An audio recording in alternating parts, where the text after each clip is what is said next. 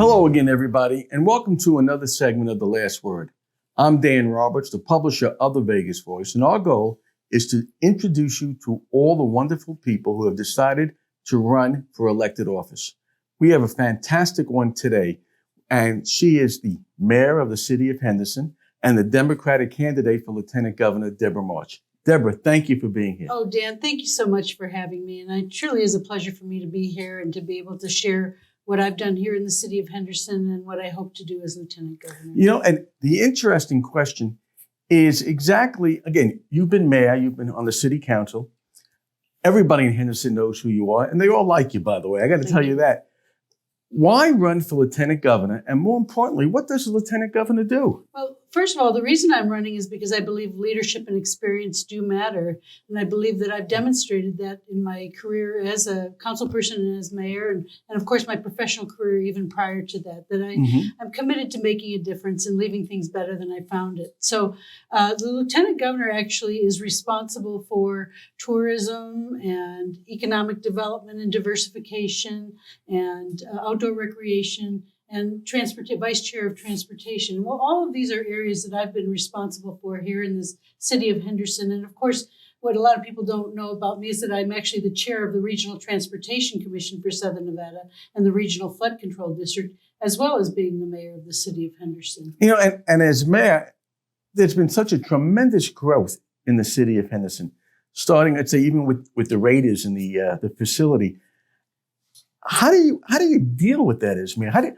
You have all these different aspects of the businesses and people and personalities more than anything else. That must be a hard job for you to put together. You know, it's important to keep the balance, and I think it's important to be thoughtful about making sure that you have and build the infrastructure that's necessary to support new businesses and industries coming in. So making sure you have water, sewer, and roads, and all of the things that are necessary, and planning for those things, and planning for the resources, having the fiscal wherewithal to be able to build those kinds of resources. And there's a couple of areas around the city of Henderson that I'm especially proud of. One being the downtown redevelopment area. When I first joined the city council, I remember that was one of my top priorities was let's redevelop the downtown area of Henderson.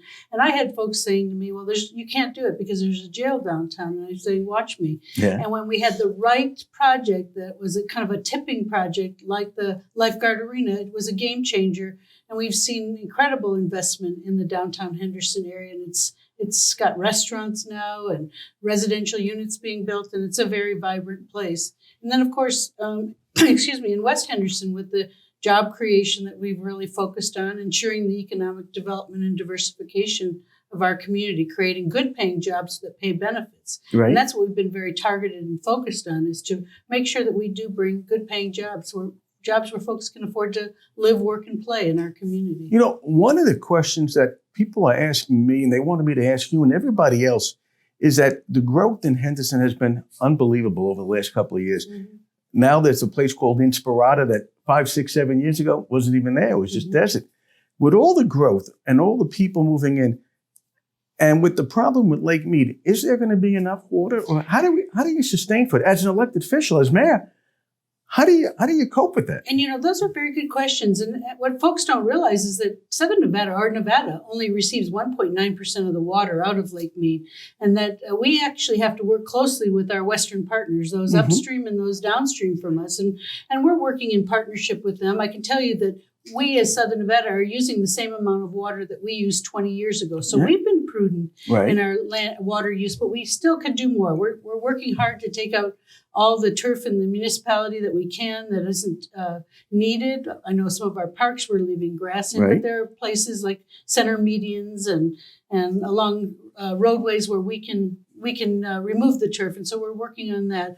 But we do need to partner with our partners upstream and downstream of us. And we're working closely with LA Water to help them build a return flow system like we have here in Southern Nevada, so that when they use the water, they can reuse it a few times before they send it out into the ocean, which then allows more water to be retained upstream. You know, and assuming you become lieutenant governor, how do you see things? I mean, it's different roles. I mean, you're no longer the mayor. You have to work with other people.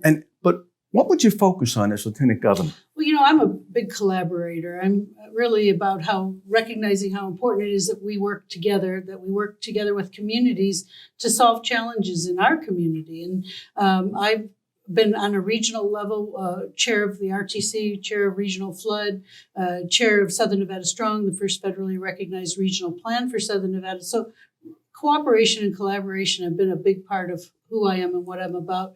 The roles and responsibilities of Lieutenant Governor, I think, all resonate back to working with the local governments, working with the communities around the state to ensure that we're providing the support they need on tourism, on economic development and diversification, outdoor recreation, and of course, transportation and infrastructure.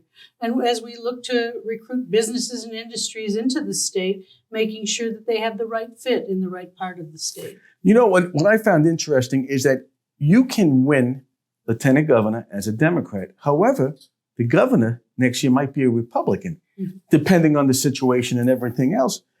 Do you think you can work with a Republican governor or a Republican Senate? And it's different because as mayor, you can say, okay, this is what I want done, and you can probably get it across.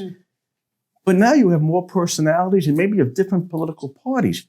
You think you can work across the aisle, so they say, and come up with something? I've had a career in public service. I started my professional career as a park ranger. I was at Red Rock Canyon and then Lake Tahoe, and then moved to Ely, Nevada, where I was a social worker and ran social services for 5 rural counties, Lincoln, Eureka, White Pine, Nye, and Lander. Came down here and ended up working in the real estate and economic development arena and spent 15 years at UNLV, where I ran the Real Estate Institute and the College of Business. And the one thing that I have done throughout my career is work well with others. And I believe that that's critical to achieve the goals and to meet the needs of our residents in this state and in our community. I've worked across all lines. And what I find very interesting, and I didn't realize it, is that you're not just from Henderson, you're familiar with Northern Nevada. I mean, it's a different world up there. And most people, especially in the Sun City communities that have moved here from different states, California or New York or from Illinois, they have no idea what's north of North Las Vegas. Oh yeah, there's a lot out there. And you're very familiar with it. I mean, you've worked with these people and the communities up there. Yeah. I think we're that's one state. We really are one state, and we just need to embrace that. Okay. Here's a question that I have: is that again for our readers that are and our viewers who are seniors or in the Sun City communities, seniors should vote for you because why? Well, because I am one of them. I'm a senior.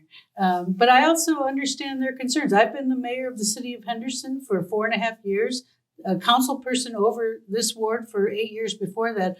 I've worked well with this community and have helped to solve challenges and to bring opportunities to the area to help strengthen the economy and to diversify the economy, and also bringing programs and services, whether it's in senior programming and Meals on Wheels, other things that are necessary for our senior community.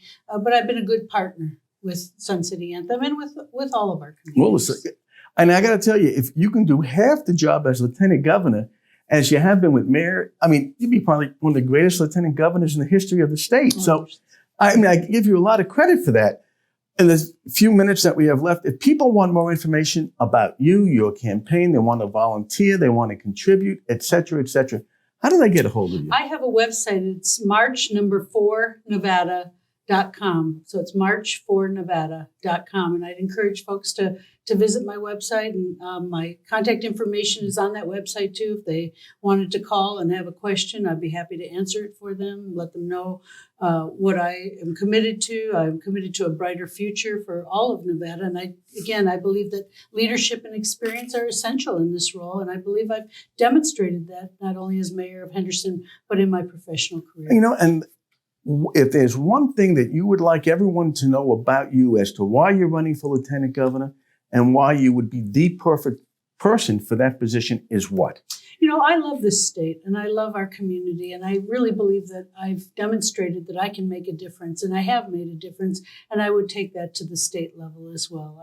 I'm passionate about what I do, and I think it's important to be a leader and to step in and make a difference and leave something better than you found it. In fact, that's probably one of my mottos: leave it better than you found it. I've tried to do that. That's great.